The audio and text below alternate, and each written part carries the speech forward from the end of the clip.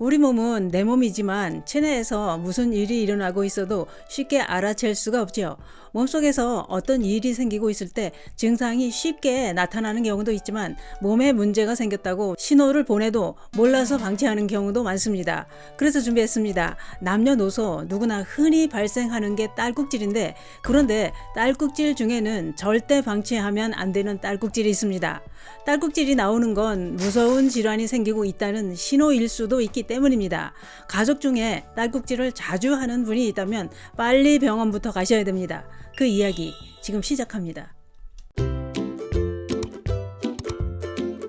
안녕하십니까. 노년생활정보의 모든 것 주어서 전성시대입니다. 이런 경험 해보셨을 겁니다. 누가 딸꾹질을 하면 뭘 훔쳐먹었어? 혼자 몰래 맛있는 거 먹어서 딸꾹질 하는 거잖아. 사실대로 말해라. 이렇게 따지는 사람이 있습니다. 그러면 내가 먹긴 뭘 먹어?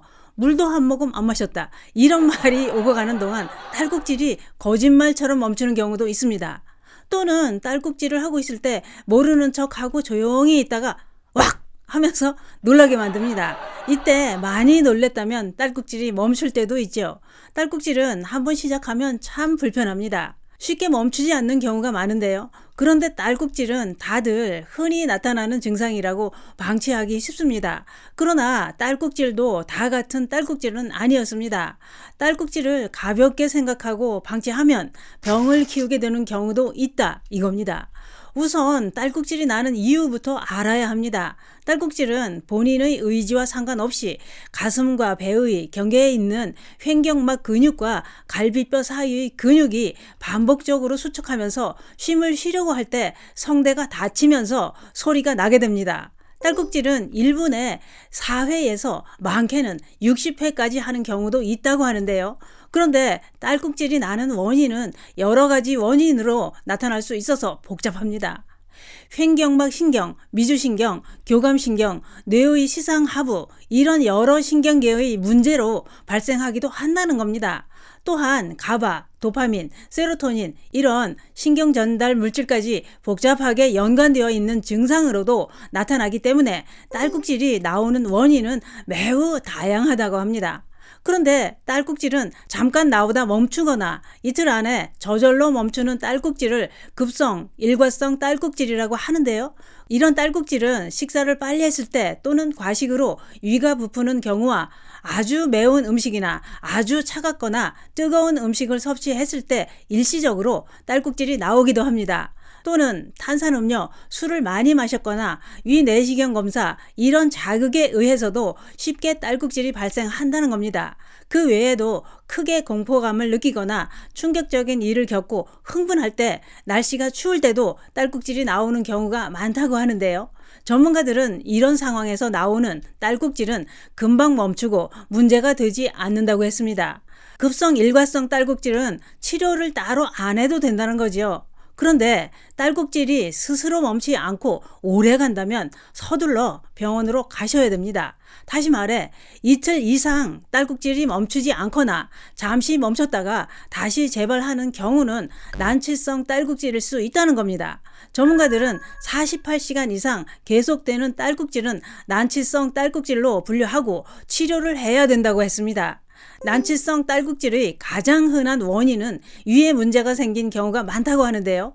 위가 늘어났거나 처지는 위하수증과 위산이 역류하는 식도역류증과 식도협착증, 식도염, 이런 질환을 앓고 있을 때도 딸꾹질이 오래가는 경우가 있다는 겁니다.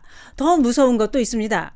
횡격막이나 폐 근처에 종양이 생겼거나 다발성 경화증, 뇌수막염, 뇌수종, 이런 뇌질환이나 신경계의 이상이 발생했을 때도 난치성 딸꾹질이 계속 나온다는 겁니다.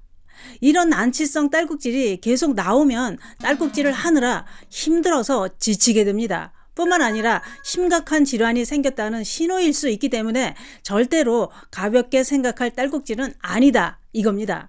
저는 직접 경험을 해봤습니다. 저희 돌아가신 친정 아버지가 뇌졸중으로 쓰러지기 전 딸꾹질을 자주 하셨습니다. 그러다 얼마 되지 않아서 뇌졸중으로 쓰러지고 병원에 입원을 하게 되었는데요. 그때까지만 해도 딸꾹질을 왜 하시는지 몰랐습니다. 입원을 하고 있을 때도 딸꾹질은 또 시작되더군요. 그래서 의사분한테 딸꾹질을 왜 하시는 거냐 물어보니 뇌졸중으로 인한 딸꾹질이라고 했습니다. 또 몇 년 전 브라질 대통령도 딸꾹질이 열흘 동안 멈추지 않아서 병원에 입원했다는 뉴스가 나오기도 했지요. 브라질 대통령은 장이 막히는 장폐색증 때문에 딸꾹질이 나왔다고 했습니다. 이렇게 질환을 알리는 신호로 딸꾹질이 나오는 경우도 있기 때문에 조심해야 됩니다. 그러면 급성 일과성 딸꾹질이 나올 때 빨리 멈추게 하는 방법은 없을까요? 있습니다. 딸꾹질을 멈추려면 딸꾹질 유발 원인인 미주신경과 횡격막 신경에 자극을 주면 딸꾹질이 멈추게 됩니다. 자극을 주려면 차가운 물을 마시거나 얼음을 씹어 먹거나 레몬 먹기, 설탕을 한 티스푼 꿀꺽 삼키는 방법, 또는 손으로 혀를 잡아당기거나 눈을 손바닥으로 꾹 눌러주는 것도 도움이 되고, 코와 입을 동시에 손으로 막고 4, 5회 숨을 내뱉는 방법도 도움이 됩니다. 딸꾹질이 날 때 이런 방법으로 멈춰보시기 바랍니다. 그게 그렇습니다. 보통 딸꾹질은 누구나 흔하게 잘 생기고 자연스럽게 잘 멈추기도 합니다. 그러나 전문가들은 48시간 이상 오래가는 딸꾹질은 난치성 딸꾹질로 진단하고 질환으로 인한 딸꾹질로 본다고 했습니다. 난치성 딸꾹질은 일상생활에 지장을 주고 수면에 방해도 됩니다. 더 중요한 것은 딸꾹질 뒤에는 뇌졸중, 뇌출혈에 의한 뇌 손상이 있거나 뇌종양, 뇌염 이런 큰 병 신호일 수도 있다는 걸 꼭 기억하시기 바랍니다. 오래가는 딸꾹질이나 멈췄다 재발하는 딸꾹질은 내과, 이비인후과, 신경과 이런 병원에 가셔서 검사를 해보시는 게 좋습니다. 흔한 일과성 딸꾹질이 나올 땐 위에 설명드린 방법으로 멈추게 하시고, 오래가는 딸꾹질은 빨리 병원으로 가시기 바랍니다. 감사합니다.